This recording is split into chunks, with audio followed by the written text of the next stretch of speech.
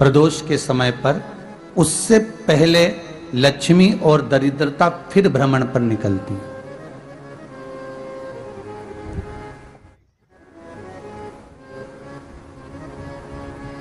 शिव भ्रमण कर कर जब वापिस आ जाते हैं, हिंदू धर्म में पीपल के वृक्ष की जो गणना वराह पुराण में करी गई है, 4 बजे से 7 बजे तक शिव के भ्रमण का समय बताया है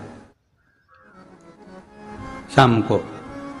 तो 7 बजे से लेकर फिर रात्रि 9 बजे तक लक्ष्मी और दरिद्रता फिर भ्रमण पर जाती है।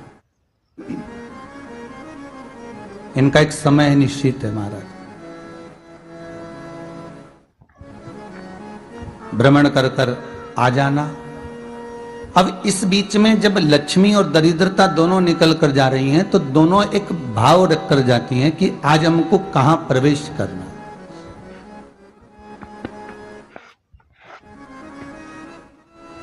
आज हमें किस जगह पर प्रवेश करना है, आज हमें कहां पहुंचना है, आज हमें किस जगह जाना है। और जिस नगर में जिस मार्ग से लक्ष्मी और दरिद्रता निकल कर जाती है, ये दोनों का जब निकलना होता है, इनको स्थान दिया गया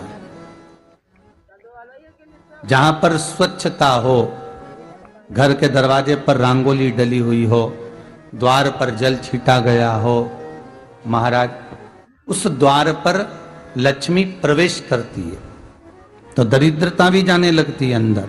जब दरिद्रता अंदर जाने लगती है तो लक्ष्मी उसको रोक देती है, पहले मैं देखकर आती हूं कि तेरे लिए स्थान है कि नहीं, तू यहां रुक।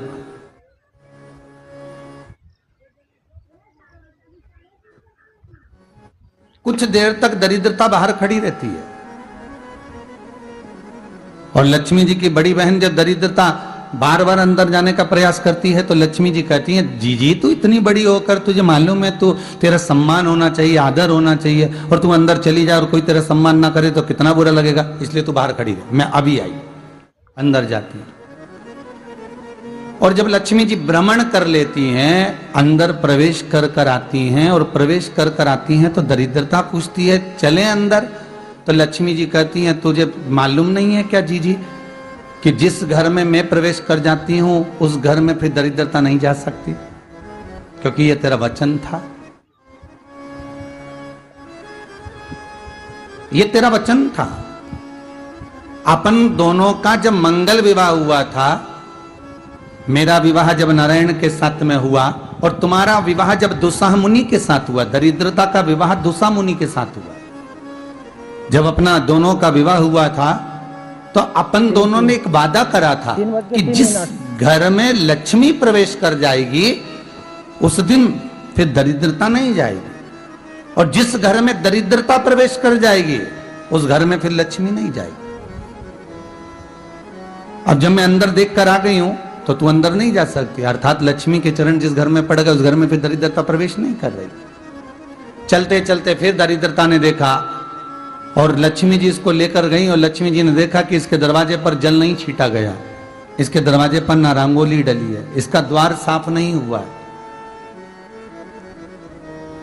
इसके द्वार पर दीप नहीं है, इसके द्वार पर कलश नहीं है, इसके दरवाजे पर ढेर सारा कचरा पड़ा हुआ है, कोई श्वान कोई कुत्ता गंदगी भी कर कर चला गया है, कहीं बिल्ली ने गंदगी कर रखी है, कहीं जीवों ने कुछ गंदा गिरा रखा है। तो फिर लक्ष्मी जी कहती है, जी जी अब मैं होकर आ गई थी ना, अब तू जा, तू होकर आ। और दरिद्रता प्रवेश करती है।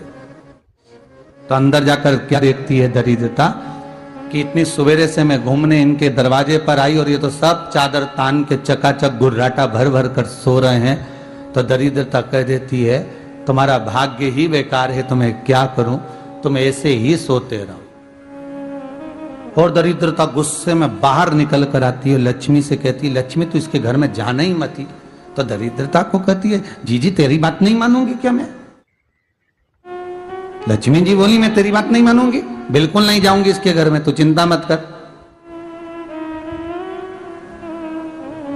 चल आगे चले। फिर आगे बढ़े। ये लक्ष्मी और दरिद्रता का प्रवेश है। आपके घर का द्वार आपके घर का दरवाजा। फिर निवेदन करूंगा एक बहुत सुंदर बात, हमें महाराष्ट्र से सीखना चाहिए, हमें साउथ से सीखना चाहिए, दक्षिण से। जिस समय पर भक्ति देवी यमुना जी के घाट पर रो रही थी अपने पुत्र ज्ञान और वैराग्य को गोदी में लेकर, समय देव ऋषि नारद ने प्रश्न किया था कि तुम कहां पर पोषित हुई हो, तुम्हें ऊर्जा कहां से प्राप्त हुई? तो कहा मैं गुजरात से तो चली हूं। और वहां से चलती चलती भक्ति देवी कहती है मैं बहुत दुखी होकर, बूढ़ी होकर, द्रवित होकर, बड़ी दुख में वहां से चलते चलते जब मैं महाराष्ट्र में पहुंची तो मैंने वहां जाकर देखा कि वहां पर लोग हर पल हर घड़ी ब्रह्म मुहूर्त में उठकर स्मरण करते हैं, नाम जाप करते हैं और दरवाजे पर जल छीट कर रंगोली डालते हैं। तो कह रही है कि वहां पर मैं थोड़ी अवस्थावान होने लगी, वहां मुझे अच्छा लगने लगा। फिर जब मैं और आगे पढ़ी, दक्षिण में जब पहुंची, वहां पर जाकर मैंने देखा कि सुबह से उठकर मंगलाचरण, मंगला स्तोत्र और वेदों की ध्वनि होने लगी। वहां पर मैं और आनंदित हो गई।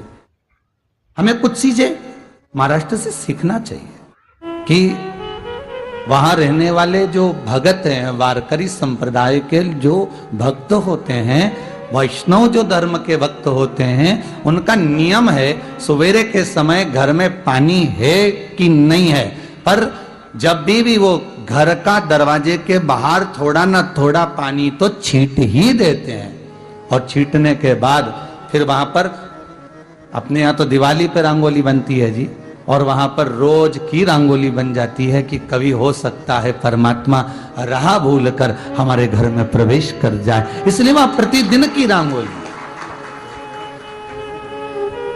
प्रतिदिन।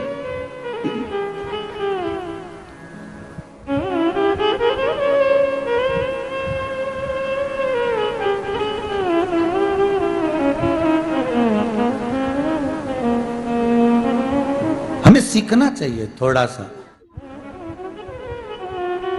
आज के जमाने में तो बहू अपने कमरे की झाड़ू लगा ले, वो ही बहुत बड़ी बात है। हो खड़ी खड़ी बहू ये देखती रहेगी कि नौकरानी सही से झाड़ू लगा रही, वहां से लगा के लाओ, इधर से हेड के ले जाओ, वहां से कचरा सोरो, वहां से पोछा लगाओ। खड़ी रहेगी, उंगली से बताती रहेगी, पर इतना नहीं बनेगा कि सेविका से, नौकरानी से, दासी से कह दे कि तू मम्मी पापा के कमरे की लगा ले, मैं मेरे कमरे की लगा लूंगी, तू जा उधर। थोड़ा दया का भाव अगर होता तो उसके मन में भी आता कि मेरी बड़ी सेठानी तो अपनी जगह पर है, पर छोटी तो सेठानी की भी बड़ी सेठानी है जो मुझ पर करुणा करती रहती है। पर बड़ी तो कहे कि बेटा रहने दे, तू उधर ले जा, जब भाभी के कमरे में देख ले जा। उसके बच्चों का बड़ा फैलारा रहता ना, तो उधर देख ले जा, तो जरा उधर, मां उधर भेज रही है।